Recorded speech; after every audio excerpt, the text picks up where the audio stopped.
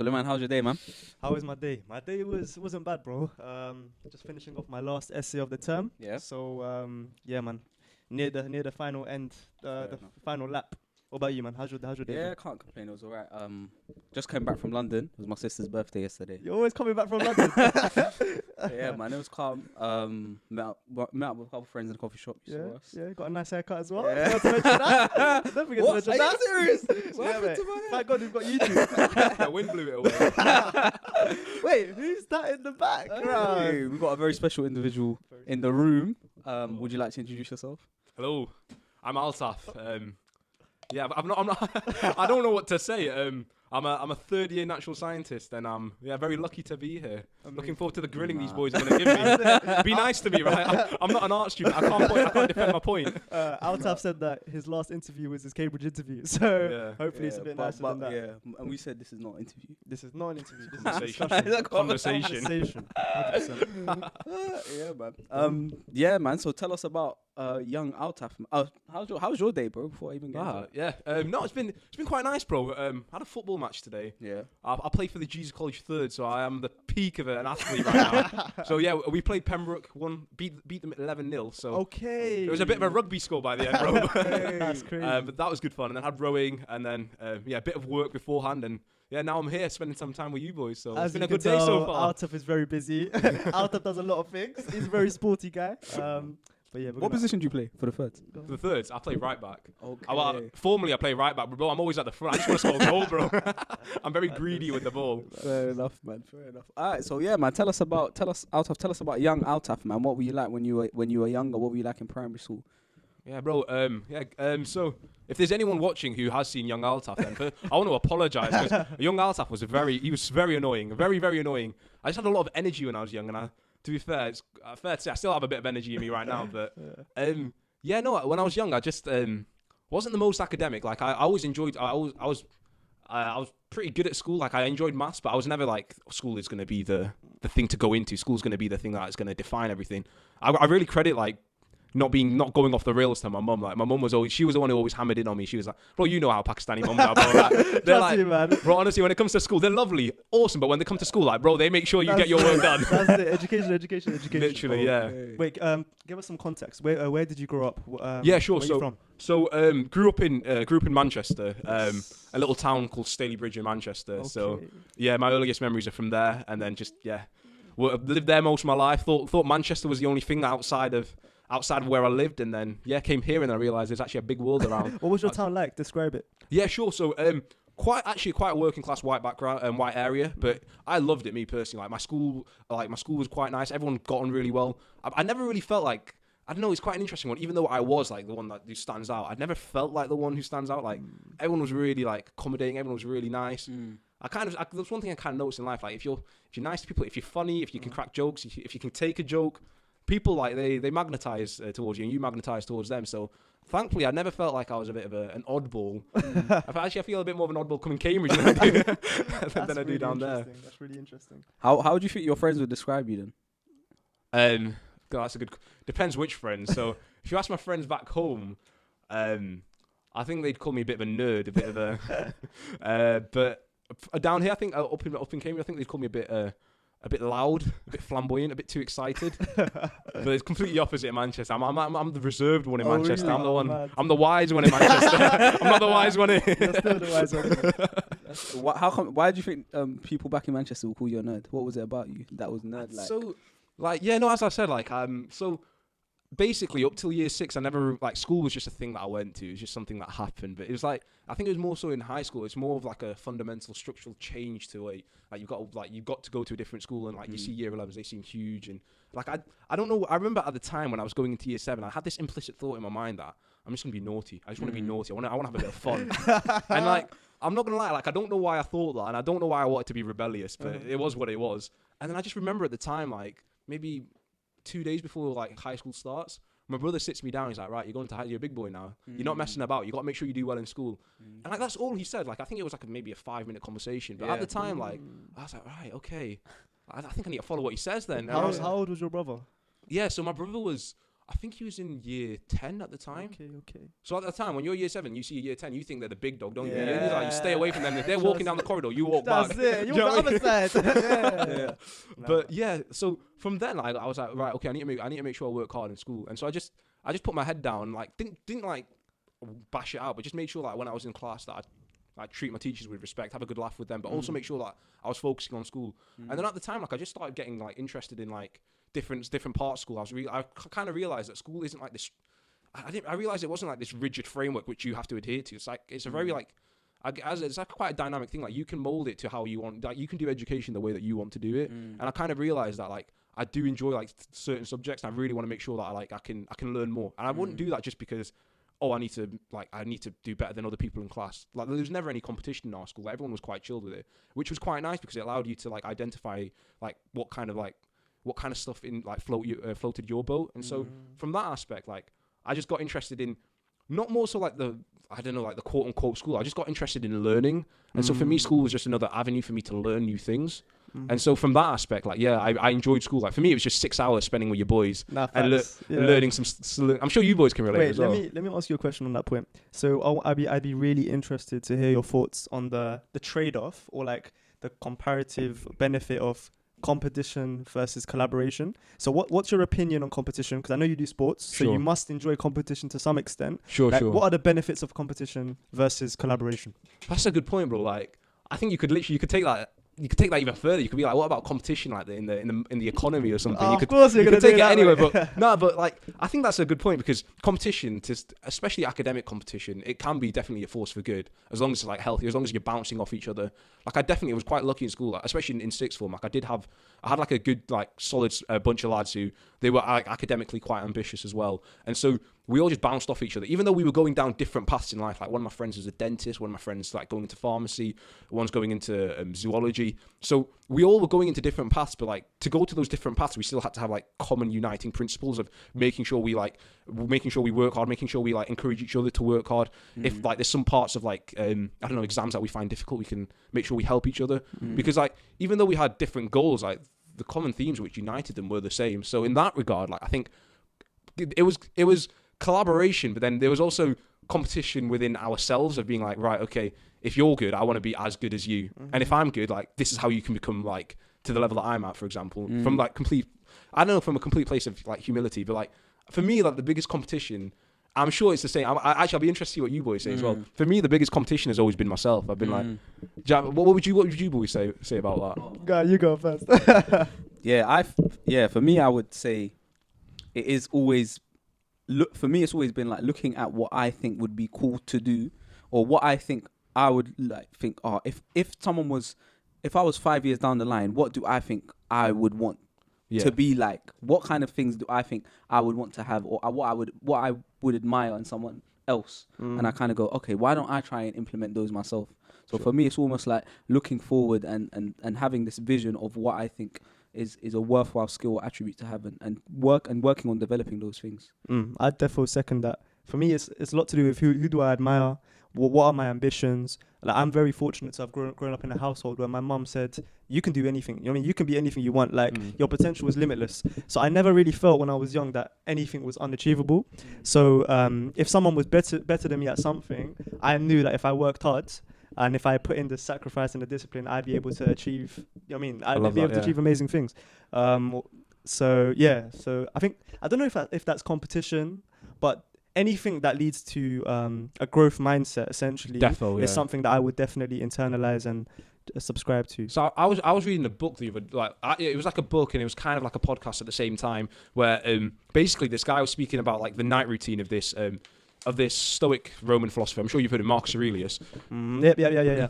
And he said he would basically every night before he'd go to bed, he'd have this nighttime routine of he'd always ask himself. Like, he'd go through 5 things, and two of those questions which he'd ask himself would be, what would Xenos do? And basically, I'm not sure who Xenos is, but basically, I think he's a figure that he admired. Okay. Or like this, or this ideal, and he'd always be like, what would Xenos do in a difficult situation? Right. And then the second question he'd ask is, what would like, for example, XYZ, how can I become like XYZ? So, for example, how could I become like this Roman philosopher or like this Roman emperor, for example? And and to be fair, the guy at the podcast was saying, he put a kind of a spin on it, and he said, what would the future me? What would the future me think of the current me? And it's a similar thing to what you actually just said before. It's like, how would I look at myself 5 years from now? And it's trying to do yourself, like, the future you a service by working towards that goal. Yeah, because I think a lot of the times we have these ambitions as individuals. Everyone has a thing that they think would be really cool if they could do or whatever. But sometimes you think, do you know what? I'm too young to do that now. I'll do that later. Yeah. And for me, it's all one thing I've tried to sort of develop, and I don't know how successful I've been at it, but it is something I try and do, is that if how old you are is the only thing that's stopping you, then I don't think that's ever a good enough excuse. Or even if that thing, that thing that you want to be like is so grand, there is a way you can do it in a small way, or begin in a small way now. Do you know what I mean? Emotion. Yeah. So I think, it goes back to what you're saying, really. But life's a journey, isn't it? Yeah, and exactly. everyone's got their own book, and everyone writes, like, everyone has the different chapters at different points in their life. So 100%. I think that, honestly, that's some of like the best thing. Like, the fact that you see people, like, to be fair, like, I'm sure you see it, people in this college, like, they've taken a few years away from school and then they've come back, and like they have different life experiences. I feel as if that's quite nice that everyone goes through a different path in life and a different adventure, and ultimately, I guess your adventure is your story. Yeah, 100%, man. And I think that's one of the good things. I know you did a gap year, and we'll talk more about that. But I think that's one of the good things about, like, for me, I always would encourage a gap year, in that it allows you to sort of have a bit more perspective of the world and how things go. Sometimes it's not always the case, but sometimes if you go from institution to another, you think that the world is just institutions, and that's all it is. You're just in one building and then going to another building. Definitely. And I think sometimes just stepping out of that and being able to see more of the world is really cool, man. Definitely, man. Definitely. Actually, just bouncing off what you said, like, it's quite interesting that I've got quite like a niche little example for so in my gap year, I always tell people I worked in a mattress factory. But bro, I learned so much. Not about I learned a lot about mattresses as well. So if we want that conversation, we can have that later as well. But bro, it's as you said though, like, if you gap years, one thing it teaches you is, like, there's a world that, like, the world is a big place. Like, there's so many different things going on, and, like, one thing that I always noticed, like, the one thing that job enlightened to me was I always used to see the world from a consumerist kind of perspective. I'd always take things for granted, for example, and, like, working in a mattress factory, like, something we take for granted, like a mattress, like we just buy a mattress and that's it. But then when I was working at a mattress factory, I saw, like, all the effort. Like, I wasn't on the factory, I was doing more like an administrative role, but I just saw the amount of effort that goes into an amount of, like, insight, amount of, like, engineering, amount of marketing. So many different aspects go into just to make a mattress. And I was thinking to myself, like, the life is like, there's so many things going on at the same time. Like, for me, for example, I just see things at face value. So I have become a bit boring now. So now I look at everything. Now I look, like, for example, if I sit on this seat, I'll be like, all right, there's the leather on here. The leather's come from a cow. Where does a cow come from? And it's just like all these different. It sounds very abstract, but, like, it really did realign the way that I thought that I approached everything. 100%. That life is it's a big place, and you can find your niche in it. You don't have to stick to, like, rigid kind of structures. You can, I don't know, be a bit more flexible. Yeah. It reminds me of when you're speaking about how a lot of thought goes into things that you regard as, like, simple or just by the by. When I was doing, like, a games design course over a summer ago, and one of the things they spoke about is when you're playing, like, a PlayStation game, every bit of that world, like Spyro, we looked at Spyro, that on PlayStation. Like, every bit of that Spyro world is geared towards you learning things. So you learn how, like, the character, how to jump, because the block is a certain height that you need to jump at that point. Yeah. And then later on in the level, the blocks are further away. So you need to use the double jump where you press X twice and then you glide. So it's like everything is so tailor-made to that world that you're, like, everything you do, you might think, oh yeah, I'm going to try it out. Or you think, yeah, you're really cool. But actually everything is geared towards you learning in that way. And they used a really cool analogy, which is like, when you go to grocery shop, everyone has, like, a shopping list, or you have a list of things that you want to get, right? And if you go to, like, whatever shop you go to, the supermarket, you walk in and the first thing you often see is the fruits, or, like, the groceries, the vegetables, whatever. And for most people, that's the first thing on the shopping list. And so that's the reason why when you walk into a supermarket, that's the first thing that's there. Because when you cross that off, you've already satisfied some of the criteria that you wanted to do. You've already crossed that off, and now you get a feeling of satisfaction. So you're more inclined to buy other things that you never needed, because you're like, I basically finished now. Let me just see what else is around. And it's really interesting because you would never think that when you go into a supermarket. You just think, yeah, all right, cool, let me just. Do you know what I mean? You almost think this is my choice, but some of it is already, it's kind of nudging you to do things. And it just reminded me of when you think about the mattress. It's like sometimes you think, yeah, that just happens to be. It's a small example, but it does illustrate like a lot of things. Yeah. Yeah.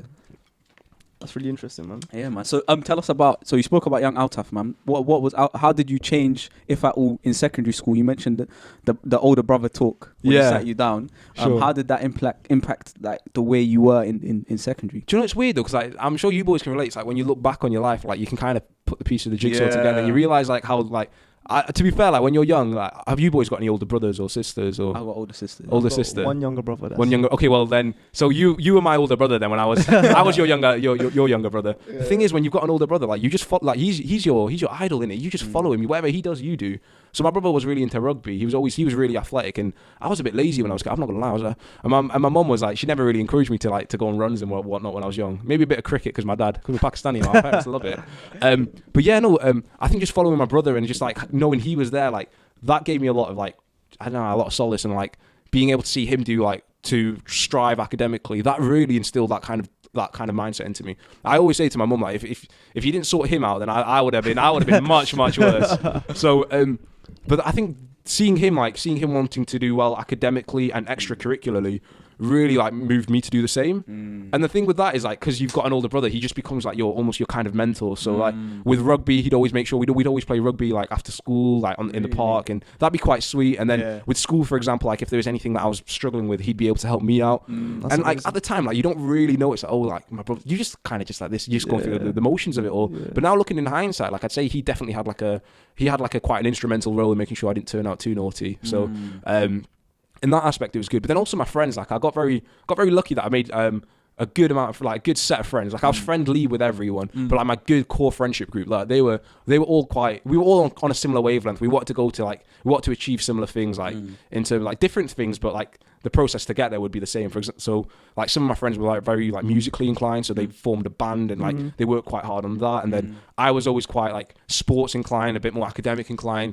And that we just all like bounce off each other, and whilst doing that, having a sick time, like always cracking jokes, and so from that aspect, like it was quite nice that at home I always had the support of making sure like I do well like academically and like trying to be the best person I could be. But then also at school, like just spending 6 hours with your mates all day, like, it was a great laugh. So in that regard, that you know what, nice. Like I can just tell every time you bring up your friends, you're just smiling, and I can just tell there's a lot of humor that must have been like part of that friendship dynamic. Definitely. How important would you say humor is to a good relationship, especially in the friends context? Oh, like, bro, it's so important. Having a good this weekend that's just been, I went back to Manchester, and it's been about maybe 2 months since I last went. And bro, the thing is, like with your mates, you just pick up where you left off. That's where you know like a sign of good mates are. And like you're just cracking jokes as if you've never been away, and like you're reminiscing about the good times, and you're still making new memories. And like so in that aspect, like it's just so nice because they give you a lot of perspective. Your friends, like I'm sure, like when you boys go back home, like they'll be like, oh, so you're the friend who goes to Cambridge, aren't you? And they'll be speaking to you about stuff like that, and then you just realize that all of this Cambridge stuff is great, but what really matters is like your friends, and like, do you know what I mean? Like your connections with people, and all of that's all the Cambridge stuff. That's great. That's secondary. What matters most is who you're with, like your connections with people, like how you are with people, and like they're really good at reminding you stuff like that, and all whilst like giving you a bit of humility as well, and being like, life is. Obviously, we're quite ambitious. It can get quite stressed, but life is also times out. It's a bit of a laugh as well. You got to have fun as well whilst going through all these processes. Of course. What's it like for you when you go back to ends? What's it like for me? I mean, there is a lot of mystery behind Cambridge. So, not so much anymore because I've been here for a year. So all of those questions that my friends initially had, I've answered them, and I've even invited them down to Cambridge so that they know what it's like here, and it's not that much of a mystery anymore. But yeah, just like you said, bro, we just pick off where we last left. You know what I mean? It's just we carry on the conversation. They definitely they humble you if you ever try to. You know what I mean? If you say a new word, you know what I mean? They'll bring it up. What, like brunch? You've never used the word brunch before. So yeah, there's that level of humility that you gain. But yeah, man, it's all love. But in regards to Cambridge, do you want to talk a little bit more about like your application process and just about why you even wanted to go to Cambridge in the first place? Sure. Like, what was it about Cambridge that Sure. So yeah, sixth form is quite an interesting time, isn't it? Where it's like in our school, it was literally one of those where we got into A2 and they were like, right, okay, the deadline for applications is October 15th. If you're interested in, maybe stick an application in. And at the time, I wasn't actually interested in Cambridge. I was one of those, I didn't really know what I wanted to do. I knew that I liked biology. I knew I had like a propensity towards it. I knew I liked speaking to people. My brother was becoming a doctor. And as we said, like younger brothers just follow their older brothers. Yeah. So I was like, you know what, I'll give this medicine thing a shot, see where it goes. And so I applied for medicine at the time. Did my work experience, did my interviews. Thankfully, got my offers for medicine. I firmed Edinburgh at the time because I was like, at the time, I was just getting really into mountains and I was like, I just love Scotland. I think it was Harry Potter, bro. I think Harry Potter got me into Scotland. So I was like, right, I'm going to apply to a university that's like Harry Potter. I don't know why Cambridge didn't come into mind, but Edinburgh came into mind. So I applied to Edinburgh, and then just in the summer of that year, I was just having all these thoughts, and like I think A2 is a bit of a time where you've got a lot more. I think a lot of people hit 18. You kind of becoming an adult now. You're trying to find who you are. You're in those processes. And I was like, do you know what? Like, medicine is a sick career. Like, becoming a doctor is great. Like, I have 100% respect for everyone doing it. But I was like, I don't think it's for me. Like, and I was just like having these internal thoughts out of my head. I was traveling with my friends at the same time, and we were having these discussions as well. And they were like, bro, if this isn't for you, you can't go. It's not like a 5-year degree. It's not a 6-year degree. This is something you do for the rest of your life. I was like, that's a fair point. And so basically, to cut short, freshers at Edinburgh was happening. I think a week had already passed since the start date. Mum comes into my room. She's like, why are you not at uni? And I was like, I don't really want to go uni. And at the time, I thought I was going to get an absolute rollicking. I thought she was going to absolutely destroy me. And she was just like, all right, so what do you want to do then? And I was like, I think I want to apply for natural sciences at Cambridge. And she was like, right, awesome then. If you want to do that, then just make sure that you put a good shift in. And if you're sure medicine isn't for you, then send the application off. So I had to ring my teachers up. I was like, yeah, I don't think I want to do medicine anymore. I think I want to apply for Cambridge. That's a big move, man. That's a big move. I want to know about that. You mentioned you had internal dialogue in your head. What was that? Sure. Like, so for example, like I'd done. It's an interesting So I obviously with medicine you have to do quite a lot of work experience. So there were times where I was on the ward and I'd be shadowing doctors, and like you'd see some really cool aspects of medicine. Like for example, I met one patient who had something called a hemispherectomy, which literally means like he's had one of his hemispheres removed. And I was like, and he was literally conversing with you as if it's normal. It's sick. I was like, this is amazing. But then in other aspects, I was like, this is cool, but there's just something that's just not there. And like the clicking factor, the X factor just wasn't there for me.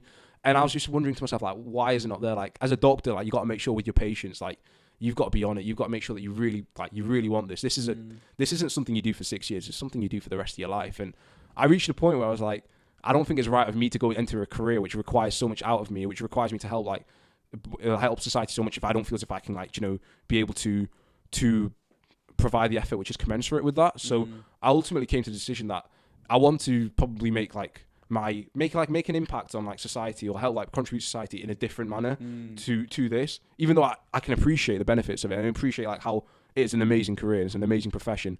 It's maybe just not for everyone. And I think that was ultimately the decision that I came to.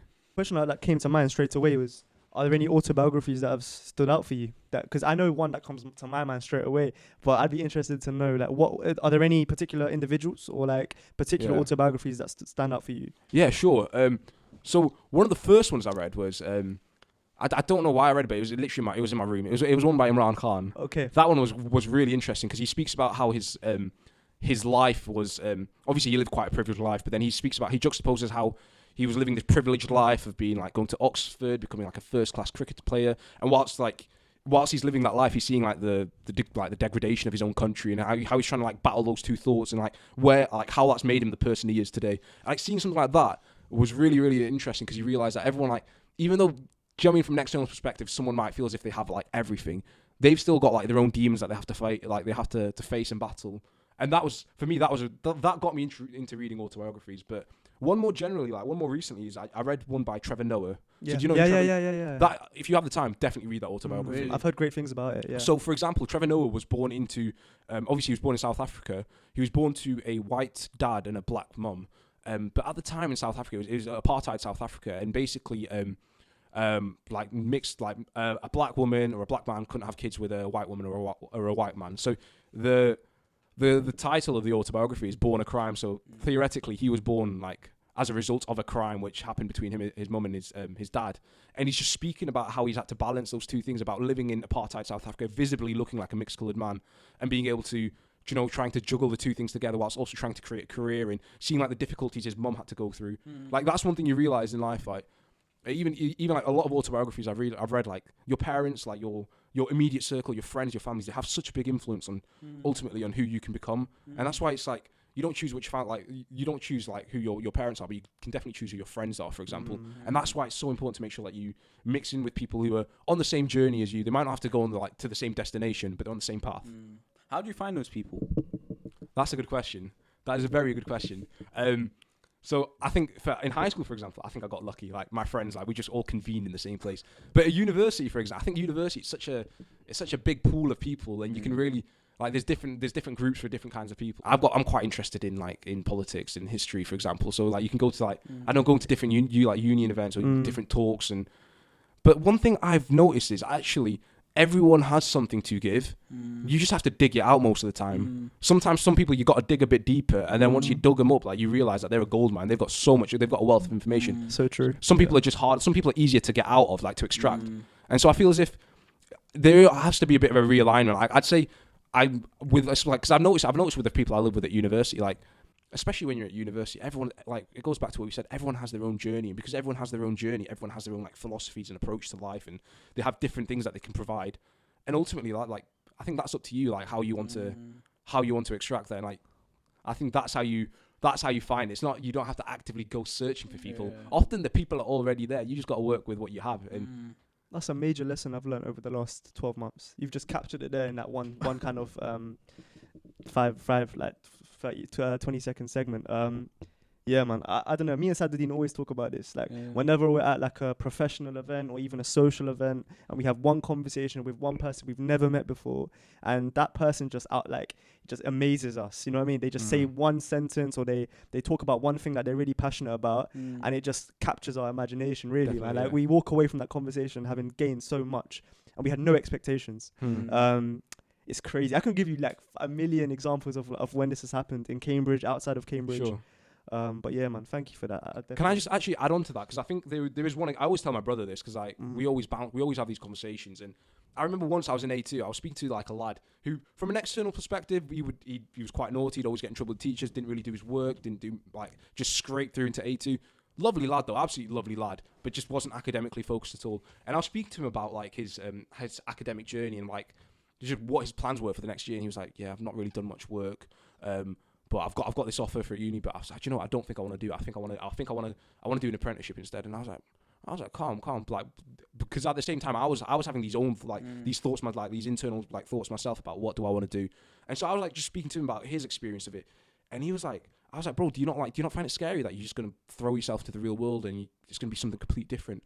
And he was like, "Bro, like I don't really think like that. All I think is like sometimes in life you just gotta jump. You just gotta do it, and you don't have to think about it. You can worry about it afterwards, or you can see how things unfold." And I was like, in some aspects, bro, like in some circumstances, that is a very good way of going about it. Obviously, in other aspects, you should not be a bit more prudent, but in some aspects in life, like, you just gotta do, because that's often tends to be the hardest part. And once you've taken that jump, you realize, you know what I mean?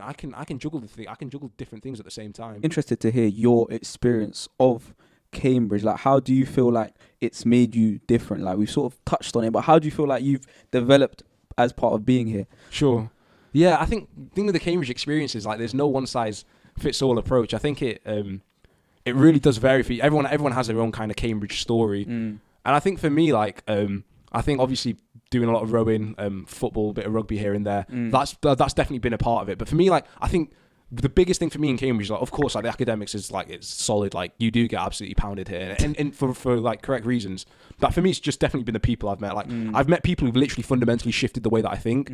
Like, for example, I was always quite open-minded to like different perspectives, but I always would think that my thought process was a bit more like one-dimensional. But here, it's just definitely opened my mind up to different perspectives, different dimensions, and I've realized that often in life, like, you can have different opinions which both can be right, and like it just depends on what each person values and what each person considers. So like meeting boys like yourself, example, like you boys are on different paths to me, do you know what I mean? But like the qualities and like the you know, the mindset which is achieved to get there, that's still the same. And like seeing you boys like wanting to get to where you want to be, like that's motivational, man. Like bounces off on me. Like I'm not sure if you boys ever noticed, but like implicitly that comes off on me like as well. Yeah, 100%. I really love this outlook that you have, just being a big sponge essentially. Just every single source of inspiration that you have around you that you're exposed to, conversations directly or indirectly, just try your best to absorb as much as you can from every conversation and every interaction that you have. I definitely try to do that as much as I can, and I can see that. I mean, it seems like you really internalize that perspective. Would you say that to be the case? Yeah, no, definitely. Because I always feel as if, like, for me, like, for example, when I was working at the mattress factory, like I was speaking to my boss, and my boss, like this man, he's seen life from like many different lenses. And so, for example, like ordinarily, if I met him on the street, I wouldn't. I was just thinking to myself when I was working, I was like, if I met this guy on the street. The guy, he had a big beard. He was quite a small man. Well, actually, he was a good, but he always looks very angry. But he was like, but when you speak to him, he'd give you so much advice. Like, for example, I remember speaking to him, and he was like, Altaf, do you know one thing with you is you speak too much. And I was like, what do you mean? He was like, do you know what you need to do? You need to be able to, the biggest skill you can have in anything in life is being able to say as much as possible with as few words as possible, trying to maximize what you can say. And he said, when you speak like that, that's when people remember what you say. And I was thinking to myself, like, that is some really good practical advice. Like, if I can maximize the efficiency of each word when I speak, that'll completely, like, structurally change the way I have conversations. And so I was like, when I was working with that guy, I was like, I've learned so much off this one guy who I ordinarily would not have like really made the effort to. And then that just that struck me. I was like, do you know what I mean? Life, like, everyone has like their different stories in life. Yeah. It's just a matter of being like, do you know what I mean? You've got to extract it. Like, even your mum and your siblings, like they've seen life from different we were speaking about that, you know, that old grandma who's, we were speaking earlier about, there's this grandma, there's like a YouTube video about this grandma, she's 104 years old, she's from Russia, and she's seen like the world change. She's lived through like Lenin, she's lived through Stalin, she's lived through the Cold War, like the world wars. Do you know what I mean? They have different perspectives on life. Yeah, like, that's it. That's why I study history, to be honest with you, to gain those perspectives. Definitely, yeah. 100%, man. So what's in store? What does the future hold for Altaf, man? What kind of, not necessarily what you want to be doing, but like what kind of things do you want to be doing more of in the future? Sure, yeah. So it goes back to what we said. We were having this conversation before we hit the camera. I'd say, me personally, I think like the start of your career, like especially when you come out of university, you're fresh. You've got all this energy, this enthusiasm. So for me, I definitely want to do something where I push myself. Like I feel as if when you're in Cambridge, you push yourself academically. I think now is the time. Personally, I want to push myself vocationally. I really want to do something which I can look back on when I'm old and be like, right. Do you know what I mean? When I had the gears for it, I went to gear 5. I went to gear 6 as well. So what I want to ultimately go into, that's a very interesting question, because like I think, as we said, like, I'm not 200% sure. Like I know what I want to potentially do in the next like 5 years. Yeah. Where I want to go after that, I definitely want to use the skills that I learned from my job to definitely project onto something else. Because I think ultimately, I think all of us, I know you boys are lovely boys. You boys want to help people as well. I know for facts, like I want to go back to Manchester when I'm old, and I want to help people like me and my friends who want to, do you know what I mean, who are ambitious, but like kids who might not have had the same friendship group that I had, or the same family that I had, who pushed me towards wanting to be ambitious. I really want to do something like that. But I feel as if like before I can help anyone else, I need to make sure that I help myself first. I'm in a strong position where I can, you know, help other people. So ultimately, I think that's the long-term goal. The micro steps which are required to get there, that's still under construction. So the last question I want to ask you, based off what you said, is what would you define as success for yourself then? That's a good question. So I'll give a very long-winded answer to it. So when I started the gym, for example, I think I was like 16 years old. I was literally doing it to be a bit rebellious. So I thought it'd be like, I'll get into it. And I remember that when I was doing the gym, I was like making all this progress. I was like, it's sick. And then I reached a point where I was like, my progress plateaued. And I remember like speaking to my friend about this, and he was like, yeah, that's just what your genetic potential is, bro. And I was like, bro, that's peak, man. Like, I've only been gymming for like a month and I've reached my genetic potential. That's dead, bro. But then I kind of realized that, do you know what I mean? Like, there's different like determinants of where your life goes. Obviously, your genetics play a role, but also your environment plays a role. But then more importantly, your mindset plays a role. And so I kind of realized that, do you know what I mean? Like, life is becoming the best version of yourself, is becoming. It's what we said before. It's like, do you know, when you go to sleep tonight, it's like what Marcus Aurelius did. Like, before he went to sleep, he'd ask himself, like, what would the best version of me do? And so for me, that's what success is, being being like, right, okay, I might have taken paths which are a bit different to people, taking a bit of a risk, taking unorthodox paths, not being afraid of like getting rejected, not being afraid of messing up, but being ultimately living back on life and being like, do you know what I mean? Like, I'm happy where I got to. And do you know what? There's nothing that I can really particularly regret. I gave it a good shot. There were things which worked out in my favour. That was fantastic. There were things which didn't work out in my favour. That's fine. I just learned a lesson from that and I moved on. And I think that's what, if I can look back on life and say that that's what I've done, then I think I'll be quite happy. Altaf, you're a very wise man. Nah, man, I You're a wise man in Cambridge as well, not just Manchester, bro. Nah, I love your outlook on life, bro. Yeah, man. Now, thank you for coming down, man. And no, honestly, so, yeah, I want to say thank you to you boys as well. You boys are a blessing to Cambridge as well. Yeah. No, thank you, man. Honestly. Nah, definitely. No, honestly, no, thank you to you boys as well. Nah, man. You're a legend, bro. You're a legend. Thank you for having me.